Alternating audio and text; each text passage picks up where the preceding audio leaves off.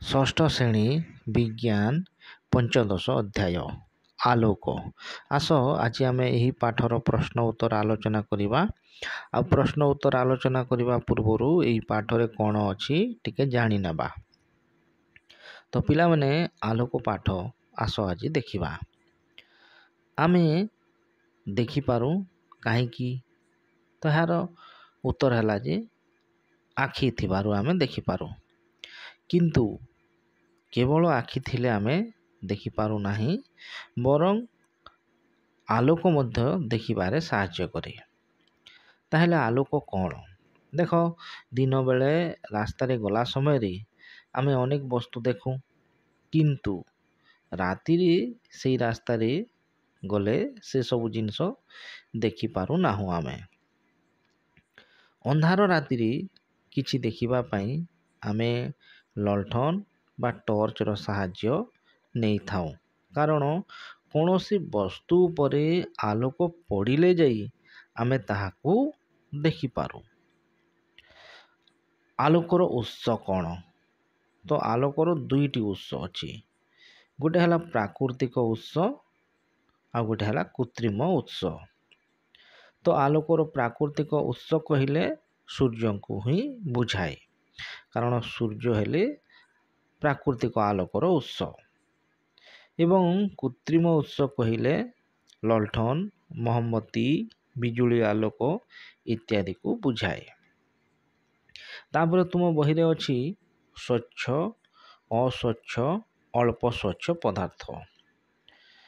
ତ ଯେଉଁ ପଦାର୍ଥ ମଧ୍ୟ ଦେଇ ଆଲୋକର ଗତି ବ୍ୟାହତ ହୁଏ ନାହିଁ, ତାହାକୁ ସ୍ୱଚ୍ଛ ପଦାର୍ଥ କୁହାଯାଏ।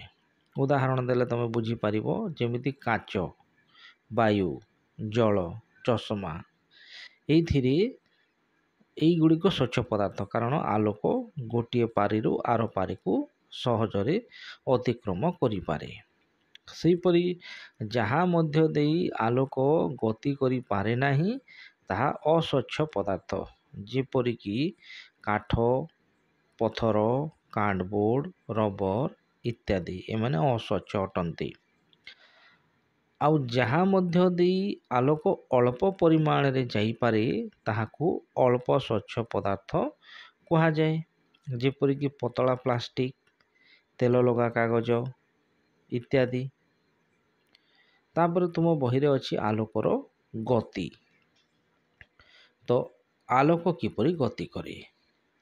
ସୂର୍ଯ୍ୟ ବା ଅନ୍ୟ କୌଣସି ଆଲୋକ ଉତ୍ସରୁ ଚାରି ଦିଗକୁ ଆଲୋକ ସରଳ ରେଖାରେ ଗତି କରେ। ମନେ ରଖ, ଆଲୋକ ସରଳ ରେଖାରେ ଗତି କରେ। ଆଲୋକର ଏହି ଗତିକୁ ରଶ୍ମି କିରଣ କହିଥାନ୍ତି। ଅନେକ ରଶ୍ମିର ସମୂହକୁ ଆଲୋକ ଗୁଚ୍ଛ କୁହାଯାଏ। ଗାଡ଼ି ଆଲୋକ, ଟର୍ଚ୍ଚ ଆଲୋକ ଇତ୍ୟାଦି ରଶ୍ମି ଗୁଚ୍ଛ ବା ଆଲୋକ ଗୁଚ୍ଛ। ତାପରେ ଅଛି ଛାୟା। ଛାୟା କ'ଣ? ଆଲୋକ ସାମ୍ନାରେ କୌଣସି ଅସ୍ୱଚ୍ଛ ବସ୍ତୁ ରଖିଲେ ବସ୍ତୁର ପଛପଟେ ଯେଉଁ ଅନ୍ଧାର ସୃଷ୍ଟି ହୁଏ ତାହାକୁ ଛାୟା କହନ୍ତି। ଆଲୋକ ଉତ୍ସଠାରୁ ଅସ୍ୱଚ୍ଛ ବସ୍ତୁର ଦୂରତା ଉପରେ ଛାୟାର ଆକୃତି ନିର୍ଭର କରେ। ବସ୍ତୁଟି ଆଲୋକ ଉତ୍ସ ନିକଟରେ ରହିଲେ ଛାୟା ବଡ଼ ହୁଏ, ଆଉ ଦୂରକୁ ଗଲେ ଛୋଟ ହୁଏ। ଆଲୋକର ପଥ ସରଳ ରୈଖିକ ହୋଇଥିବାରୁ ଅସ୍ୱଚ୍ଛ ପଦାର୍ଥର ଛାୟା ସୃଷ୍ଟି ହୁଏ। ତାପରେ ଆଉ ଗୋଟେ ଜିନିଷ ଅଛି ପ୍ରତିଫଳନ ପୃଷ୍ଠ। ତ ଯେଉଁ ବସ୍ତୁ ଆଗରେ ଅନ୍ୟ କୌଣସି ବସ୍ତୁ ରଖିଲେ ତାହାର ପ୍ରତିବିମ୍ବ ସୃଷ୍ଟି ହୁଏ ତାହାକୁ ପ୍ରତିଫଳକ ପୃଷ୍ଠ କହନ୍ତି, ଯେପରିକି ପାଣି, ଦର୍ପଣ ଆଦି ଏହାର ଉଦାହରଣ। ଦର୍ପଣ ସାମ୍ନାରେ କୌଣସି ବସ୍ତୁ ରଖିଲେ ଏହାର ପ୍ରତିବିମ୍ବ ସୃଷ୍ଟି ହୋଇଥାଏ। ପ୍ରତିଫଳନ ପୃଷ୍ଠରେ ଆଲୋକ ପଡ଼ି ଆଲୋକର ପ୍ରତିଫଳନ ହୋଇ ପ୍ରତିବିମ୍ବ ସୃଷ୍ଟି ହୋଇଥାଏ। ତାପରେ ଅଛି ରନ୍ଧ୍ର କ୍ୟାମେରା। ରନ୍ଧ୍ର କ୍ୟାମେରା ତୁମ ବହିରେ ସୁନ୍ଦର ଭାବରେ ବୁଝାଯାଇଛି। ତ ଏପରି ଅଛି ତାହା। ରନ୍ଧ୍ର କ୍ୟାମେରାକୁ ଇଂରାଜୀରେ ପିନ୍ ହୋଲ୍ କ୍ୟାମେରା କୁହାଯାଏ। ତ ଏହାର ଗଠନ ଆଉ କାର୍ଯ୍ୟ ଦେଖ। ତ ଗଠନ କରିବା ପାଇଁ ମୋଟା କାଗଜର ଏପରି ଦୁଇଟି ଆୟତକାର ଖୋଳ ନିଅ ଯେପରି ଗୋଟିଏ ଅନ୍ୟଟି ଭିତରେ ପଶି ପାରୁଥିବ ଓ ପ୍ରତ୍ୟେକ ଖୋଳର ଗୋଟିଏ ଓସାର ପାଖ ହୋଇଥିବ। ତାପରେ ବଡ଼ ଖୋଳର ବନ୍ଦ ପାଖ ଅଂଶରେ ଛୋଟ ଛିଦ୍ରଟିଏ କର ଏବଂ ଅନ୍ୟ ଖୋଳଟିର ବନ୍ଦ ପାଖରେ ଅପେକ୍ଷାକୃତ ବଡ଼ ରନ୍ଧ୍ରଟିଏ କରି ତା ଉପରେ ଗୋଟିଏ ତେଲ ଲଗା କାଗଜ ମଡ଼ାଇ ଦିଅ।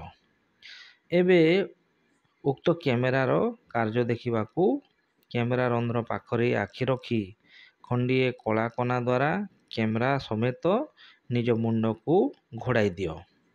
ଖରାରେ ଥିବା କୌଣସି ବସ୍ତୁ ଆଡ଼କୁ କ୍ୟାମେରା ମୁହଁ ବୁଲାଇ ଆଣ। ସାନ ଖୋଳଟିକୁ ଆଗ ପଛ କରି ବସ୍ତୁର ଛବି ଦେଖିବାକୁ ଚେଷ୍ଟା କର। ତାପରେ କ'ଣ ହେବ ନା କ୍ୟାମେରାରେ ଲାଗିଥିବା ତେଲ କାଗଜରେ ବସ୍ତୁଟିର ଓଲଟା ପ୍ରତିବିମ୍ବ ଦେଖାଯିବ। ତ ଏଇଟା ଥିଲା ତୁମ ପାଠ ବିଷୟରେ। ଏବେ ଏହାର ପ୍ରଶ୍ନ ଉତ୍ତର ଆଲୋଚନା କରିବା। 1 ନମ୍ବର, ତଳ ବାକ୍ୟ ଗୁଡ଼ିକ ନିଜ ଖାତାରେ ଲେଖ। ଠିକ୍ ବାକ୍ୟ ପାଖରେ ଠିକ୍ ଚିହ୍ନ ଓ ଭୁଲ ବାକ୍ୟ ପାଖରେ ଭୁଲ ଚିହ୍ନ ଦିଅ। ତ କ ନମ୍ବର ଅଛି ଆଲୋକ ଗତିପଥ ସରଳ ରୈଖିକ ବା ସରଳ ରୈଖିକ ନୁହେଁ। ଏଇଟା ଭୁଲ ଅଛି। ଆଲୋକ ସରଳ ରେଖାରେ ଗତି କରେ, ତେଣୁ ସରଳ ରୈଖିକ ହେବା କଥା। ଖ ନମ୍ବର, ଦର୍ପଣ ଏକ ପ୍ରତିଫଳ ପୃଷ୍ଠ। ଏଇଟା ଠିକ୍ ଅଛି, ଏହାକୁ ଠିକ୍ ଚିହ୍ନ ଦେବ। ଗ ନମ୍ବର, ଜଡ଼ା ତେଲ ଏକ ଅସ୍ୱଚ୍ଛ ପଦାର୍ଥ। ଏଇଟା ମଧ୍ୟ ଠିକ୍ ଅଛି। ଘ ନମ୍ବର, ବସ୍ତୁର ପ୍ରତିବିମ୍ବ ତାର ଛାୟା ନୁହେଁ। ଏଇଟା ମଧ୍ୟ ଠିକ୍ ଅଛି। ଅ ନମ୍ବର, ନିର୍ମଳ ଜଳ ଏକ ସ୍ୱଚ୍ଛ ପଦାର୍ଥ। ଏଇଟା ମଧ୍ୟ ଠିକ୍ ଅଛି। ତ କେବଳ କ ଭୁଲ ଅଛି, ବାକି ସବୁ ଠିକ୍ ଅଛି। 2 ନମ୍ବର, ବନ୍ଧନୀ ମଧ୍ୟରୁ ଉପଯୁକ୍ତ ଶବ୍ଦ ବାଛି ଶୂନ୍ୟସ୍ଥାନ ପୂରଣ କର। କରେ ଅଛି ଆଲୋକର ପ୍ରତିଫଳନ ଡେସ୍କ ପୃଷ୍ଠରେ ହୁଏ। ତ ଏହା 3ଟି ଅପସନ୍ ଅଛି। ଏହାର ସଠିକ୍ ଉତ୍ତର ହେବ ଦର୍ପଣ। ଖ ନମ୍ବର, ପତଳା ପ୍ଲାଷ୍ଟିକ ଗୋଟିଏ ଡେସ୍କ ପଦାର୍ଥ। ତ ଏଇଟା ଗୋଟେ ଅଳ୍ପ ସ୍ୱଚ୍ଛ ପଦାର୍ଥ। ଗ ନମ୍ବର, ଆଲୋକ ଉତ୍ସକୁ ସ୍ଥିର ରଖି ପରଦାକୁ ବସ୍ତୁଠାରୁ ଯେତେ ଦୂରକୁ ନେବା ଛାୟାର ଆକୃତି ସେତେ ଡେସ୍କ ହେବ। ତ ସେତେ ଅସ୍ପଷ୍ଟ ଆଉ ବଡ଼ ହେବ।